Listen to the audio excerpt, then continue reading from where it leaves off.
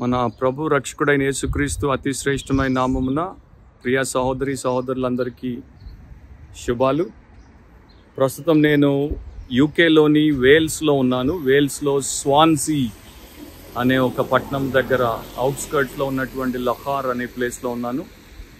And ఇక్కడ Welsh revival, Welsh ఉజ్జీవం అనేది 1904 సంవత్సరంలో వచ్చినటువంటి ఒక గొప్ప ఉజ్జీవం.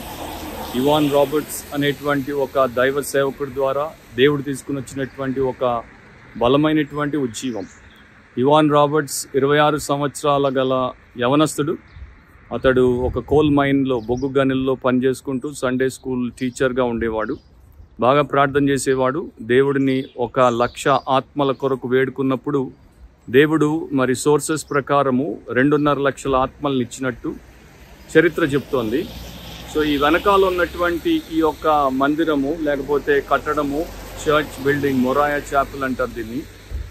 నా వెనకాల కనపడేటువంటిది ఆ ఇవాన్ రాబర్ట్స్ యొక్క శిలాఫలకం, మాన్యుమెంట్. సో ఇక్కడే 1904 సంవత్సరంలో దేవుడు ఆ యొక్క గొప్ప ఉజ్జీవాన్ని ప్రారంభించాడు.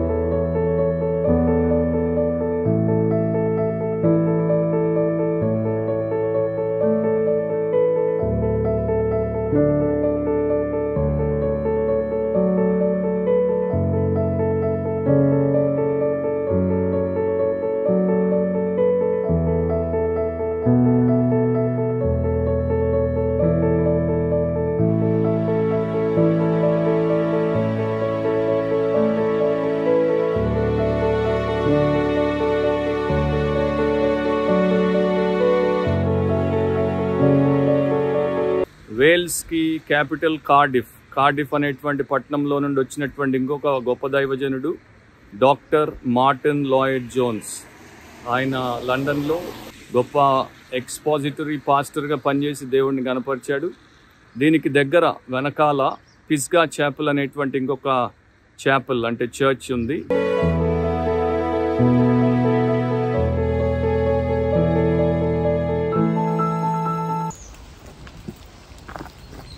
మొరాయా చాపెల్ నుండి ఒక 1/2 మైల్ తర్వాత పిస్గా చాపెల్. ఇది ఇవాన్ రాబర్ట్స్ ఇక్కడ ఆయన ఎక్కువ సమయం ప్రార్థనలో గడిపేవాడు.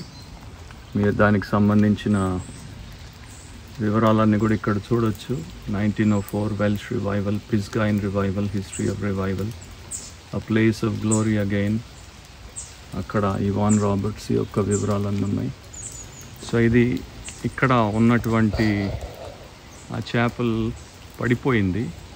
దీన్ని మళ్ళీ ఈ మధ్య రెనోవేట్ చేశారు.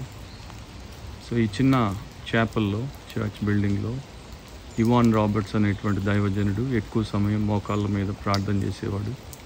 ఆ ప్రార్థనకి జవాబుగా దేవుడు వెల్ష్లో ఈ యొక్క అంటే వేల్స్లో ఈ యొక్క గొప్ప ఉజ్జీవాన్ని తీసుకొని వచ్చాడు. సో ఇవాన్ రాబర్ట్స్ ప్రతి ఆదివారము 2 సార్లు సంఘ ఆరాధనలకు వెళ్ళేవాడు. సోమవారము ఆయన ప్రార్థన కూడికలో ఉండేవాడు. తర్వాత మంగళవారము ఆయన దేవుని యొక్క వాక్య సభలకు వచ్చేవాడు. బుధవారము వారు ఉపవాస ప్రార్థన చేసేవారు. గురువారము వారికి టెంపరెన్స్ మీటింగ్స్ అని ఉండేవి, అంటే ఆశా నిగ్రహానికి సంబంధించి బలపరచుకోవడానికి అవసరమైన సభలు. తర్వాత శుక్రవారం టాస్క్ మీటింగ్స్, అంటే పరిచర్యకు సంబంధించిన మీటింగ్స్ ఉండేవి. శనివారం మరి ఆయన ఏం చేసేవాడో మనకి చరిత్రలో రాయబడలేదు, కానీ ఒక క్రిస్టియన్ హిస్టోరియన్ ప్రకారం శనివారం ఇక్కడ ఉన్నటువంటి వారందరూ స్నానాలు చేయడానికి టైం వెచ్చించేవారు, గడిపేవారు. ఆదివారము ఆరాధనల కొరకు సిద్ధపడడానికి అట్లా వారి యొక్క సమయాన్ని శనివారం గడిపారు. కానీ ఇవాన్ రాబర్ట్స్ యొక్క జీవితాన్ని బట్టి చూస్తే మాత్రం ఆయన చాలా ఘనమైనటువంటి ఆత్మీయునిగా, బలమైన దేవుని ఆత్మీయ సేవకునిగా ఉన్నాడు కనుక ఆయన ఆ సమయాన్ని కూడా దేవుడి కొరకే వాడుకుని ఉంటాడు. 1904లో వచ్చినటువంటి ఉజ్జీవం ఇప్పుడు వేల్స్లో మనకి పెద్దగా కనిపించదు. ఎందుకంటే ఇప్పుడు మళ్ళా ప్రజలు ఆత్మీయంగా బలహీనమైపోయారు, హీనంగా మారిపోయారు, రకరకాల పాపపు జీవితాల్లో పడిపోయారు. ఈ దేశం కొరకు, ఇక్కడ దేవుడి యొక్క కార్యం కొరకు మనం ప్రార్థించాలి. ఇక్కడికి రావడానికి అండ్ దీన్ని చూడడానికి ప్రభు ఇచ్చిన కృపను బట్టి దేవుడి కృతజ్ఞతలు. ఈరోజు ఇక్కడ మరి అక్టోబర్ మాసం కనుక చాలా చల్లగా ఉంది, చినుకులు కూడా పడుతున్నాయి. అయినా కూడా కొంత సమయం ఇక్కడ గడపడానికి, చరిత్రను నెమరు వేసుకోవడానికి, మీ కొరకు ఈ చిన్న క్లిప్ని రికార్డ్ చేయడానికి. ఇది స్వాన్సీ దగ్గర ఉన్నటువంటి లగోర్ అనేటువంటి ప్రాంతం, ఊరవతలు ఉన్నటువంటి ప్రాంతం. దాన్ని మీకు ఒకసారి చూపించడానికి దేవుడు సహాయం చేశాడు. దాన్ని బట్టి దేవాది దేవునికే కృతజ్ఞతలు. నన్ను ఇక్కడికి తీసుకుని వచ్చినటువంటి జెంటిల్మెన్ ఆ వెనకాల కారులో ఉన్నారు. ఆయన పేరు మిస్టర్ క్లైవ్. మిమ్మల్ని అందరినీ కూడా ప్రభు దీవించి రక్షించి మీ యొక్క ఆత్మలో ఒక అగ్ని రగల్చి గొప్ప ఉజ్జీవమును మీకు, మీ కుటుంబానికి, సంఘానికి అనుగ్రహించునుగాక. దేవుడు మహిమపరచబడునుగాక.